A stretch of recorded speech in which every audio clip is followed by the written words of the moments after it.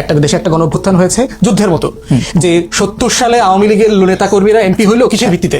পাকিস্তান রাষ্ট্র বহাল রাখার জন্য, তাই না? হ্যাঁ। পাকিস্তান রাষ্ট্রের অধীনে তারা এমপি হয়েছে না 70 নির্বাচন। হ্যাঁ, তাহলে তারা মুক্তিযুদ্ধ করে কিভাবে? পাকিস্তানের সংবিধানে লেখা ছিল যে এই রাষ্ট্রের এমপি হয়ে এই রাষ্ট্রের বিরুদ্ধে যুদ্ধ করা যাবে, তাও শত্রু রাষ্ট্রের সহযোগিতা। সরকার তো গঠন করেনি তখন। না, এমপি তো হয়েছে পাকিস্তান ফ্রেমওয়ার্কের অধীনে, তো সে এমপি হয়েছে না, সবকিছু স্মুথলি চললে তো এমপি হিসেবেই তারা না, কিন্তু সে যুদ্ধ করতে পারে কিনা? পরিচালনা যে করতো। রাষ্ট্রের এমপি হয়েছে সেই রাষ্ট্রের বিরুদ্ধে সে যুদ্ধ করতে পারে কিনা সংবিধান মোতাবেক? যুদ্ধ কি সংবিধান হয়? এক্স্যাক্টলি, এটাই হলো মূল কথা। হ্যাঁ। যে মুক্তিযুদ্ধ, মুক্তির লড়াই, গণ অভ্যুত্থান, এগুলো কখনো সংবিধানে হয় না। এবং যারা যারা এই আওয়ামী বয়ানটাকে কার্যকর করবার চেষ্টা করছেন তারা আসলে আগুন নিয়ে খেলছেন। যুক্তি, তুলনা, কি চমৎকার! হ্যাঁ, চমৎকার তুলনা।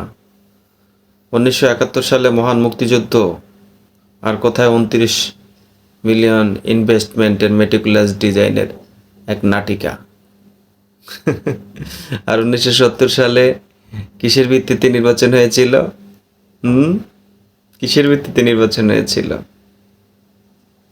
মুক্তিযুদ্ধকে খাটো করা ছাড়া আর কিচ্ছুই না। মূল লক্ষ্য তোমাদের সবারই মহান মুক্তিযুদ্ধ। 1970 সালে নির্বাচন হয়েছিল লিগ্যাল ফ্রেমওয়ার্ক অর্ডারের ভিত্তিতে।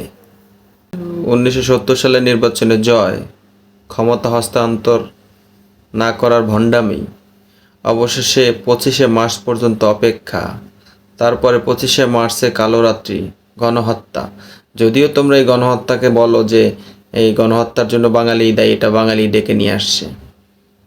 এছাড়াও মহান মুক্তিযুদ্ধ দীর্ঘ 23 বছরের একটি চমৎকারভাবে ওয়ার্ল্ড ওয়াইড পরিকল্পনায়, ওয়ার্ল্ড ওয়াইড গ্রহণযোগ্যতা পাওয়ার একটার পর একটা ধাপ ধীরে ধীরে 1971 সালের মহান মুক্তিযুদ্ধে পরিণত করেছে।